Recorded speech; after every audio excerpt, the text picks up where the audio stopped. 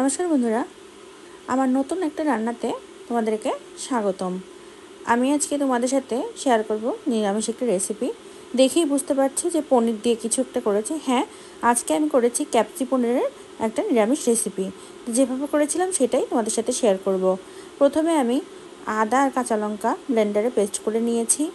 এরপর আমি কাজু আর চারমগজ অল্প কিছু নিয়েছিলাম, সেটাও পেস্ট করে নিয়েছি। এবার আমি পনিরগুলোকে ছোট ছোট টুকরা করে কেটে নিয়েছিলাম, সেটাকে তেলের মধ্যে দিয়ে একটু লবণ দিয়ে বেশ ভালোভাবে নাড়িয়ে চেড়ে একটু লাল লাল করে ভেজে নেব। পনিরটা যখন লাল লাল করে ভাজা হয়ে যাবে তখন আমি সবগুলো পনির একটা পাত্রে তুলে নেব। এবার যে তেলটা আছে আমি এই তেলটাতেই পুরো রান্নাটা করে নেব, আর কোনো এক্সট্রা তেল আমি দেব না। তো এই তেলের ভিতরে আমি ফোড়ন হিসাবে দিয়ে দিচ্ছি জিরা ফোড়ন, দিচ্ছি দারচিনি এলাচ ফোড়ন, একটু নাড়িয়ে চাড়িয়ে নেব। এরপর এর ভিতরে দিয়ে দেব আদা আর কাঁচা লঙ্কার যে পেস্টটা করেছিলাম সেটাই দিয়ে দেব, দিয়ে ভালো করে কষাতে থাকবো। এখন এর ভিতরে দিয়ে দিলাম জিরার গুঁড়ো, ধনিয়ার গুঁড়ো, কাশ্মীরি রেড চিলি পাউডার, আর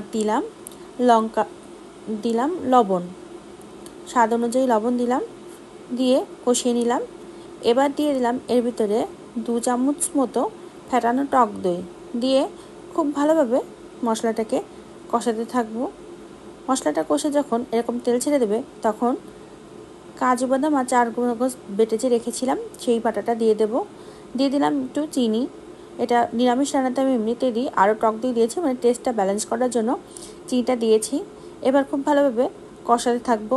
যখন এরকম কষানো হয়ে আসবে তখন এই পর্যায়ে দিয়ে দেব ক্যাপসিকাম দিয়েও এর সাথে খুব ভালোভাবে কষাতে থাকবো, মানে মশলা আর ক্যাপসিকামটা যাতে একসাথে কষে যায় সেভাবে করে কষাতে থাকবো। এর ভিতরে দিয়ে দিলাম আগে থেকে ভেজে রাখা পনিরগুলো। এখন সব কিছু একসাথে আমি একটু কষাতে থাকবো। তোমরা চাইলে পনিরটা পরেও দিতে পারো, বাট আমি কষানোর সময় দিয়ে দিয়েছি। এবার খুব ভালোভাবে আমি কষিয়ে নিচ্ছি। যখন তেলটা ছেড়ে দেবে তখন এর ভিতরে মিক্সি ধোয়া জলটা আমি দিয়ে দিচ্ছি। বেশি পরিমাণ জল দিইনি, আমি আরেকটু জল দিয়েছি। দিয়ে এবার খুব ভালোভাবে মিক্স করে নিচ্ছি, জলের সাথে সব মশলাগুলো বেশ ভালোভাবে মিক্স হয়ে যায়। এবার আমি কিছু সময়ের জন্য ফুটতে দেবো গ্রেভিটাকে, যাতে খুব ভালোভাবে সব কিছু সিদ্ধ হয়ে যায় এবং গ্রেভিটাও সুস্বাদু হয়ে যাবে, আর একটু গ্রেভিটা যাতে ঘন হয়ে যায়। একটু নাড়িয়ে চাড়িয়ে নেব এবং কিছু সময়ের জন্য হতে দেব।